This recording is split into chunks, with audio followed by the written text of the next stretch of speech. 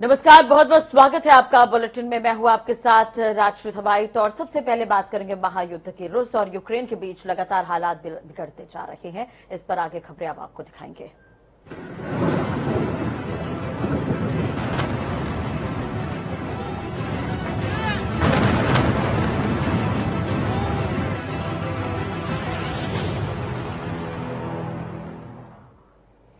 चलिए बात कर लेते हैं बड़ी खबर की। तो रूस और यूक्रेन युद्ध का आज तीसरा दिन। आज रक्षा मामलों की कैबिनेट कमेटी की बैठक होगी।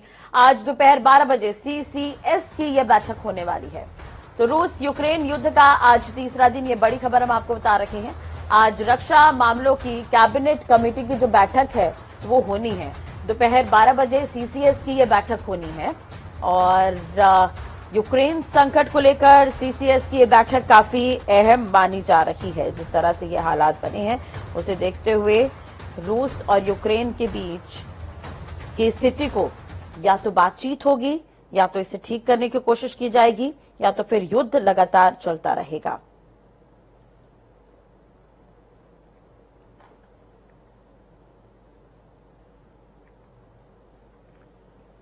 यूक्रेन में रूस की ओर से किए गए हमले के खिलाफ निंदा प्रस्ताव पर वोटिंग के लिए देर रात संयुक्त राष्ट्र सुरक्षा परिषद यूएनएससी का आपातकाल बैठक बुलाया गया। इस सत्र में भारत और चीन ने यूक्रेन पर आक्रमण की निंदा करते हुए वोट से परहेज किया है। प्रस्ताव के पक्ष में 11 और विपक्ष में 1 वोट पड़ा है। बैठक में बहस के दौरान अमेरिका ने रूसी हमले की निंदा करते हुए रूसी राष्ट्रपति पुतिन पर बैन लगाने की बात कही। तो ब्रिटेन ने आरोप लगाया कि रूसी टैंक आम लोगों को कुचल रहे हैं, लेकिन भारत ने बेहद संतुलित रुख अपनाते हुए सभी विवादित मुद्दों को बातचीत के जरिए सुलझाने पर जोर दिया। भारत ने कहा कि इस बात से खेद है कि कूटनीति का रास्ता छोड़ दिया गया है, हमें उस पर लौटना होगा। इन सभी कारणों से भारत ने इस प्रस्ताव पर परहेज करने का विकल्प चुना है। यूक्रेन पर यूएनएससी की बैठक में संयुक्त राष्ट्र में भारत के प्रतिनिधि टीएस तिरुमूर्ति ने कहा कि सभी सदस्य देशों को रचनात्मक तरीके से आगे बढ़ने के लिए सिद्धांतों का सम्मान करने की आवश्यकता है। मतभेदों और विवादों को निपटाने के लिए संवाद ही एकमात्र उत्तर है। हालांकि इस समय ये कठिन लग सकता है।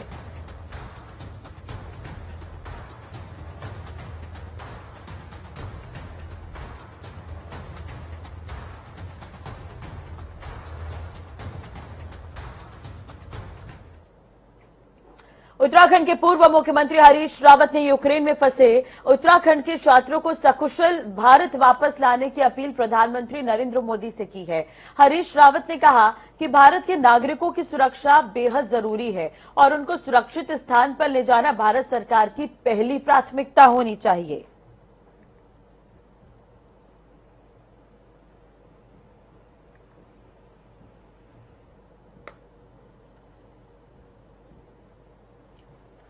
चलिए बात कर लेते हैं विधानसभा के दंगल की। तो चुनाव से जुड़ी अपडेट आपको बता दें कि उत्तर प्रदेश में 5वें चरण के लिए प्रचार थम चुका है, लेकिन अब छठे चरण के लिए सारे राजनीतिक दल चुनावी मैदान में अपनी पूरी ताकत झोंकने के लिए उतर चुके हैं। प्रदेश के 12 जिलों की 61 विधानसभा सीटों पर रविवार यानी कि कल सुबह 7 बजे से वोटिंग होगी। राज्य में हो रहे चुनाव के 5वें चरण में 61 सीटों में से 13 सीट आरक्षित है। 5वें चरण के 12 जिलों में अमेठी, रायबरेली, सुल्तानपुर, चित्रकूट, प्रतापगढ़, कौशांबी, प्रयागराज, बाराबंकी, अयोध्या, बहराइच, श्रावस्ती और गोंडा विधानसभा क्षेत्रों में मतदान होगा। सभी नेताओं ने लोगों से ज्यादा मतदान करने की अपील की है। आपको बता दें कि राज्य में 2017 में हुए विधानसभा चुनाव के 5वें चरण में सबसे ज्यादा 70% मतदान बाराबंकी की कुर्सी विधानसभा सीट पर हुआ था, जबकि 2012 के चुनाव में बाराबंकी की रामनगर सीट में भी लगभग 67.90% वोट पड़े थे। इधर गोरखपुर में सभी पार्टियों के दिग्गजों की चुनावी रैली। सीएम योगी आज से 3 मार्च तक गोरखपुर दौरे पर रहने वाले हैं। तो ये बड़ी खबर हम आपको बता रहे हैं। सीएम योगी आज से 3 मार्च तक गोरखपुर दौरे पर रहेंगे। सीएम योगी गोरखपुर में रोड शो और रैली करेंगे। अखिलेश यादव गोरखपुर में चुनावी जनसभा को संबोधित करने वाले हैं। तो अखिलेश यादव गोरखपुर में आज रहेंगे, वहीं सीएम योगी भी आज गोरखपुर में रहने वाले हैं। तो एक तरह से देखा जाए तो अब लगातार जो चुनाव है वो बढ़ता ही जा रहा है और 7 चरणों के चुनाव में 4 चरणों की वोटिंग हो चुकी है। 5वें चरण के लिए चचुनाव प्रचार जो है वो थम चुका है, लेकिन अब जो है छठे चरण के लिए चुनाव प्रचार जारी है। अब इसी बीच अगर हम बात करें तो अखिलेश यादव और योगी एक ही जगह पर रहने वाले हैं। गोरखपुर में अखिलेश यादव और सीएम योगी की रैली रहने वाली है। आपको बता दें कि अब छठे चरण का चुनाव प्रचार जो है वो देखने को मिल रहा है। वहीं दूसरी तरफ पांचवें चरण के लिए प्रचार थम गया है। कल वोटिंग होनी है। अमेठी, प्रयागराज समेत 12 जिलों की 61 सीटों पर कल वोट डाले जाएंगे। सुभाष गुप्ता इस वक्त हमारे साथ जुड़े हुए हैं। सुभाष, इस वक्त आप कहां मौजूद हैं? किस तरह की तैयारी आप देख पा रहे हैं? सीएम योगी और अखिलेश यादव की ताबड़तोड़ जनसभाएं होनी है, उसे देखते हुए किस तरह की प्रशासन की तैयारी नजर आ रही है? आपको बता दें कि पूर्वांचल की तरफ सारे नेता, आपको बता दें कि आज सीएम योगी आदित्यनाथ शाम को 3 बजे गोरखपुर में आ रहे हैं और आज से 1 मार्च तक गोरखपुर में ही वो डेरा करेंगे, यहीं पे कैंप करेंगे और यहीं से पूर्वांचल के, आपको बता दें कि गोरखपुर और बस्ती मंडल के में लगभग 29 जनसभाओं को वो संबोधित करेंगे, जिसमें एक उनका सदर क्षेत्र जो गोरखपुर विधानसभा सदर क्षेत्र है उसमें एक रोड शो भी होना है, जिसमें अमित शाह भी उनके मुख्य अतिथि होंगे। आपको बता दें कि मुख्यमंत्री योगी आदित्यनाथ आज शाम को 4 बजे एक पिपराइच में एक जनसभा को संबोधित करेंगे और दूसरी जनसभा उनकी गोरखपुर के ग्रामीण क्षेत्र में हासूपुर में रामलीला मैदान में है। वहीं आपको बता दें कि 12 बजे पूर्व मुख्यमंत्री बसपा सुप्रीमो मायावती भी आज गोरखपुर में आ रही हैं और 12 बजे उनका चंपा देवी पार्क में एक जनसभा का आयोजन होना है। आपको बता दें कि आज अखिलेश यादव भी गोरखपुर में है, जो पिपराइच के बांस स्थान में आज उनका जनसभा होना है। पहले 2 बजे होना था, अब वो समय परिवर्तन हो गया है। लगभग 3:30 बजे अखिलेश यादव आज गोरखपुर में आएंगे और इस जनसभा को संबोधित करेंगे।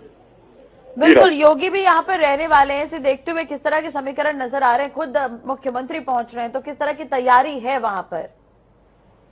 देखिए, यहाँ पे जिला प्रशासन पूरी तरीके से मुस्तैद है, क्योंकि मुख्यमंत्री योगी आदित्यनाथ का ये गृह जनपद है और यहाँ हमेशा जिला प्रशासन अलर्ट मोड पे रहती है, क्योंकि मुख्यमंत्री योगी आदित्यनाथ लगातार गोरखपुर में आते हैं और गोरखपुर से संपर्क में रहते हैं और यहीं से मॉनिटरिंग भी करते रहते हैं।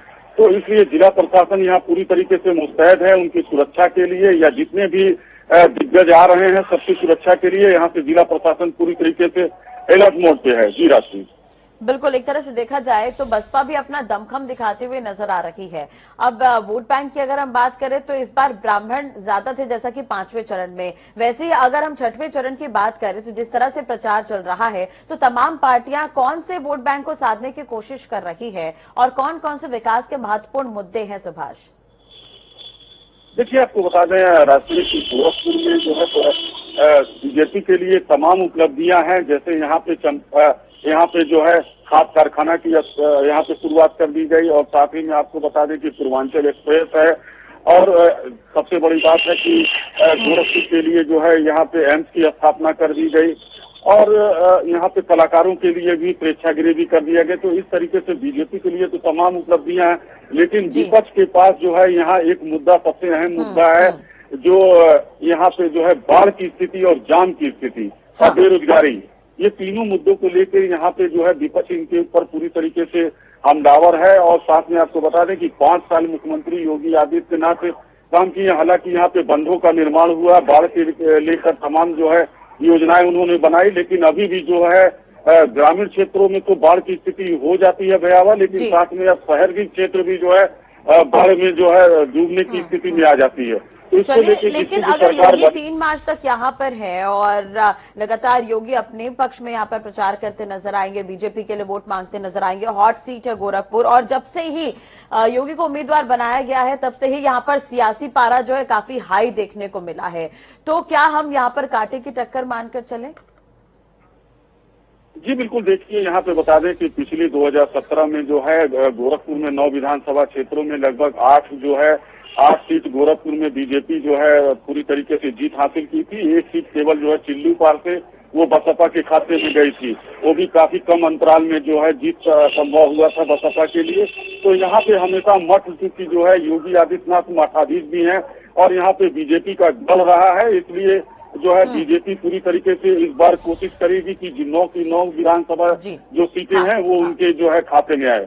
चलिए सुभाष, बहुत बहुत शुक्रिया तमाम जानकारी और बातचीत के लिए। नजर बनाए रखेगा, अपडेट आपसे लेते रहेंगे। इसी बीच ये बड़ी खबर है, महाराजगंज में लगेगा सियासी दिग्गजों का जमावड़ा। प्रियंका गांधी कांग्रेस प्रत्याशी के समर्थन में जनसभा करेंगे। सिसवा विधानसभा में अखिलेश यादव चुनावी जनसभा करेंगे। बीजेपी प्रदेश अध्यक्ष स्वतंत्र देव सिंह भी जनसभा करने वाले हैं। तो सिसवा विधानसभा में अखिलेश यादव चुनावी जनसभा को संबोधित करेंगे। बीजेपी प्रदेश अध्यक्ष स्वतंत्र देव सिंह भी जनसभा करने वाले हैं। ये बड़ी खबर हम आपको बता रहे हैं।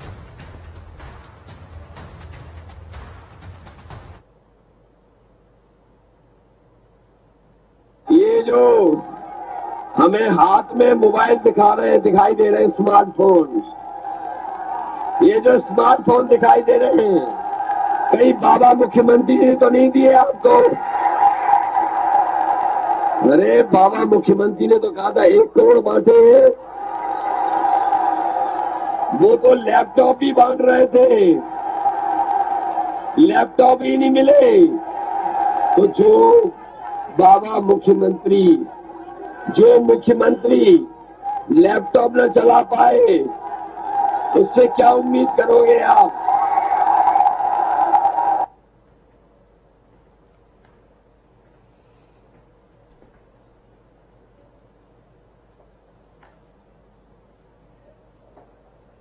ज्यादा जानकारी और अपडेट के लिए बात करेंगे। विजय गुप्ता संवाददाता हमारे साथ जुड़े हुए हैं।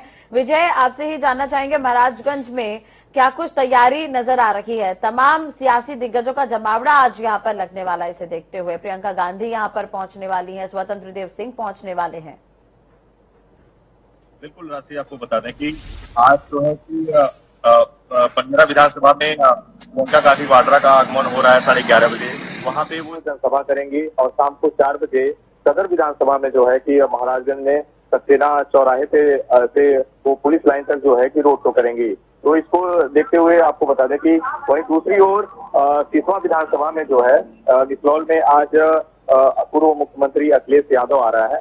तो इसको लेकर जो है कि प्रशासन पूरी तरीके से तैयारियां कर चुकी है। अब उनके आने का इंतजार है। और आपको बता दें कि पिछले विधानसभा चुनाव में जो यहाँ के महाराजगंज जिले के 5 विधानसभा सीटों में 4 बीजेपी के खाते में चला गया, वहीं 5वां सीट जो है नौतनवा से निर्दल के खाते में चला गया था। तो इस बार के जो विधानसभा चुनाव 2022 है, उसको जो है कि उसमें सारी पार्टियों के प्रत्याशी के लिए समर्थन में आज बड़े नेता महाराजगंज में आ रहे हैं। इसको लेकर पूरी तैयारियां हो चुकी है।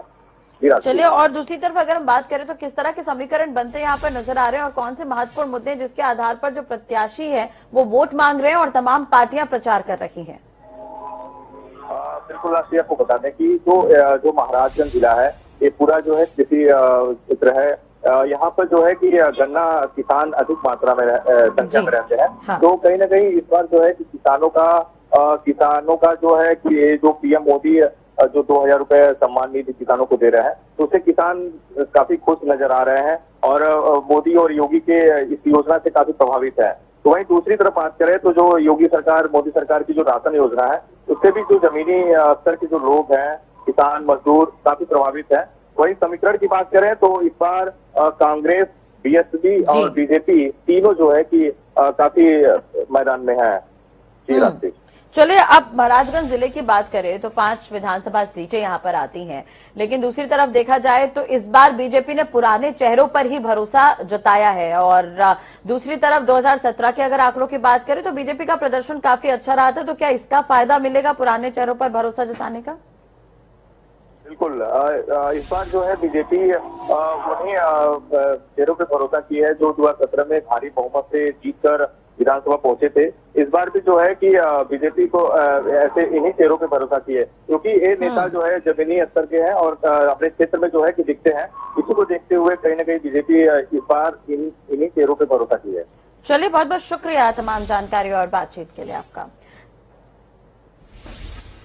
इधर समाजवादी पार्टी के राष्ट्रीय अध्यक्ष अखिलेश यादव बलरामपुर और सिद्धार्थनगर में जनसभा करेंगे, जबकि गोरखपुर में विधानसभा चुनाव को लेकर 2 जनसभाएं प्रस्तावित हैं। अखिलेश यादव यहां की पिपराइच विधानसभा क्षेत्र के बासस्थान और चिल्लू पार विधानसभा क्षेत्र के बड़ागंज स्थित नेशनल पीजी कॉलेज के मैदान में जनता को संबोधित करेंगे। इस दौरान वे न सिर्फ मतदाताओं को सहेजेंगे बल्कि कार्यकर्ताओं का उत्साह बढ़ाएंगे। इसके अलावा कई जनसभा बलरामपुर और सिद्धार्थनगर जिले की सदर विधानसभा क्षेत्र के बड़ा परेड ग्राउंड में आयोजित होगी। आपको बता दें कि यहां अखिलेश यादव सपा प्रत्याशी माता प्रसाद पांडे के पक्ष में वोट करने के लिए जनता से अपील करेंगे।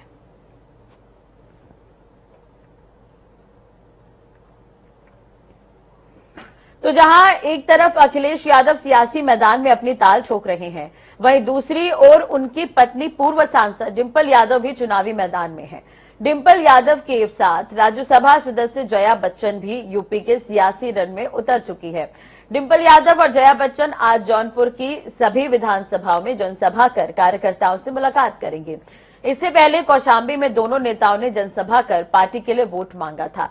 आपको बता दें कि सपा की ओर से जारी स्टार प्रचारकों की पहली सूची में ही सपा अध्यक्ष अखिलेश यादव की पत्नी डिंपल यादव और राज्यसभा सदस्य जया बच्चन का नाम शामिल है।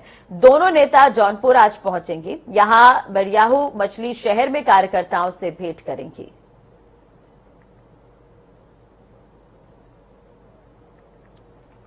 Bharatiya Janata party social media को लेकर बीजेपी काफी मजबूत मानी जाती है और शायद यही वजह है कि चुनाव में पन्ना प्रमुख से लेकर बूथ लेवल और बूथ लेवल से लेकर कार्यकर्ता और संगठन की बैठक और कैंपेनिंग के पल पल की जानकारी इस वॉर रूम में देखने को मिलती है। गोरखपुर के बेनीगंज पार्टी कार्यालय में बने इस वॉर रूम का जायजा लिया जनता टीवी के संवाददाता ने। कहते हैं बीजेपी के सोशल मीडिया काफी मजबूत होता है और चुनाव में ये काफी तेजी से काम करता है। हम मौजूद हैं इस समय गोरखपुर के बीजेपी कार्यालय में, जहां पूरी तरीके से आईटी सेल का निर्माण किया गया है और यहां पे बाकायदे वार रूम बनाया गया। हम आपको वार रूम में लेके चलेंगे और दिखाएंगे कि किस तरीके से यहां पे जो है 62 विधानसभा और 12 जिलों को कवर किया जा रहा है। आप देखेंगे यहाँ पे पूरी तरीके से एक यहाँ पे आईटी सेल बनाया गया, वार रूम बनाया गया है और बाकायदे लोग यहाँ पे काम कर रहे हैं। यानी 6वें और 7वें चरण की जो तैयारी है उसको लेके पूरी तरीके से यहाँ पे काम हो रहा है। बूथ स्तर पे किस तरीके से लोग जाएंगे और किस तरीके से पार्टी के जो पदाधिकारी हैं जनता से मिलेंगे, बाकी सभी चीजों के लिए यहाँ पे बाकायदे मॉनिटरिंग की जा रही है। आप देखेंगे यहाँ पे एक बड़ी स्क्रीन बनी हुई है और स्क्रीन पे बाकायदे एक एक बूथ पे, यानी कि जो 62 विधानसभा है और 12 जिले हैं, उसमें कार्यकर्ता कहां कहां जा रहे हैं, पदाधिकारी कहां कहां जा रहे हैं, बाकायदे इसको मॉनिटरिंग की जा रही है। यहाँ पे मौजूद है प्रभारी, जो आईटी सेल के प्रभारी हैं, उनसे हम बात करते हैं और जानते हैं कि कितनी तैयारी है उनकी और किस स्तर तक वो इस काम को लेके जा रहे हैं।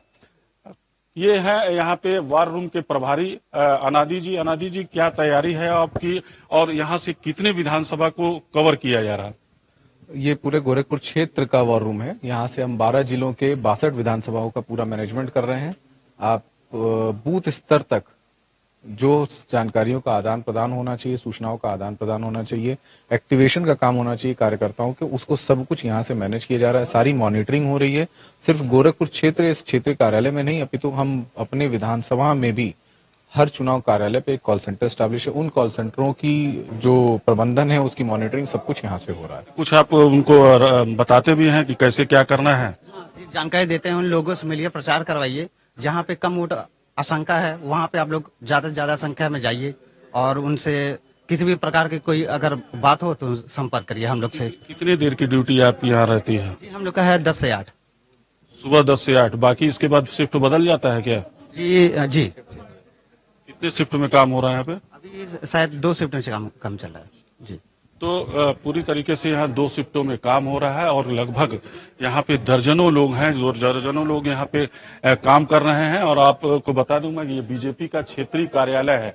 बाकायदे क्षेत्रीय कार्यालय को वार रूम में शिफ्ट कर दिया गया है। यानी 6वें 7वें चरण की जो तैयारी है उसको लेके बाकायदे यहाँ पे वार रूम बनाया गया है, स्टूडियो बनाया गया है। दर्जनों लोग इसमें रेगुलर काम कर रहे हैं। अब कितनी तैयारी है और किस हद तक ये इसमें सफल होंगे, ये तो आने वाले नतीजे ही बताएंगे। सुभाष गुप्ता, जनता टीवी, गोरखपुर। उत्तराखंड में विधानसभा चुनाव की मतगणना में अभी कुछ समय बाकी है, लेकिन उससे पहले बीजेपी और कांग्रेस में सियासत गर्म हो चुकी है। इस बार मामला सियासी बयानबाजी का ना होकर ईवीएम और पोस्टल बैलेट को लेकर है। जहां कांग्रेस बीजेपी पर छल बल का आरोप लगा रही है, तो वहीं बीजेपी का कहना है कि कांग्रेस फोबिया में जी रही है। आपको छोड़े जाते हैं इस रिपोर्ट के साथ। नमस्कार। उत्तराखंड में 14 फरवरी को मतदान हो चुका है। राज्य में 65% मतदान होने के बाद कांग्रेस और भाजपा बारी बारी से अपनी अपनी सरकार बनाने का दावा कर रहे हैं, लेकिन इस बीच ईवीएम से छेड़छाड़ और पोस्टल बैलेट को लेकर कांग्रेस ने भाजपा पर सीधा हमला किया है। कांग्रेस का कहना है कि हार की हताशा के चलते भाजपा सत्ता प्राप्त करने के लिए कुछ भी करने को तैयार है। वहीं पोस्टल बैलेट के साथ छेड़छाड़ का वीडियो आने के बाद वरिष्ठ कांग्रेस नेता और पूर्व कैबिनेट मंत्री यशपाल आर्य ने भाजपा की मंशा पर सवाल दागे। उन्होंने कहा कि चुनाव आयोग को इसकी उच्च स्तरीय जांच करानी चाहिए। भारतीय जनता पार्टी निश्चित रूप से चुनाव की हताशा में अपने वोटों को बढ़ाने के लिए इस तरह का खेल खेल सकती है, और ये पहले भी होता रहा है। एक वीडियो भी वायरल हो रहा है जिसमें स्पष्ट रूप से दिखाई दे रहा है कि वो भारतीय जनता पार्टी को वोट देने की के लिए कह रहा है व्यक्ति, भाजपा को लाभ देने की और सरकार में को बनाने के लिए दबाव बनाने की कोशिश भारतीय जनता पार्टी कर रही है। कांग्रेस ने इसका स्पष्ट रूप से संज्ञान भी लिया है और चुनाव आयोग को भी इस संदर्भ में लिखित रूप में कहा भी गया है। वहीं दूसरी तरफ भाजपा पर लगे इन आरोपों का पलटवार करते हुए प्रदेश महामंत्री सुरेश भट्ट ने कहा कि कांग्रेस को फोबिया हो गया है। पहले वो सत्ता में बहुमत के साथ आने की बात कर रही थी, लेकिन अब उन्हें ईवीएम का डर भी सता रहा है। उन्होंने अपने लोगों को ईवीएम कक्ष के बाहर बैठाया है और अब पोस्टल बैलेट का मामला उठाकर हार की हताशा जाहिर करने के लिए इस तरह का आरोप लगा रहे हैं, जो कि पूरी तरह निराधार है। कांग्रेस को कुछ मामले में फोबिया हो गया है। कई बार शुरू में उत्साहित होकर के कांग्रेस कहती थी कि वे हम सरकार बना रहे, फिर उन्होंने कहा कि नहीं ईवीएम में गड़बड़ी हो सकती है, अपने लोगों को ईवीएम के बाहर तैनात करने का उन्होंने आदेश दिया। अब पोस्टल बैलेट को लेकर के वो इस प्रकार की बातें कर रहे हैं। मतदान से मतगणना के बीच का समय राजनीतिक दलों का इसी आरोप प्रत्यारोप के बीच में गुजर रहा है। अगर मतगणना के नतीजे राजनीतिक दलों के पक्ष में नहीं आए तो जाहिर सी बात है इन दोनों दलों के आरोप प्रत्यारोप लंबे समय तक राजनीति में सियासी मुद्दा बने रहेंगे। फिलहाल इन राजनीतिक बयानबाजी के लिए सभी को 10 मार्च का इंतजार है। हल्द्वानी से योगेश शर्मा की रिपोर्ट।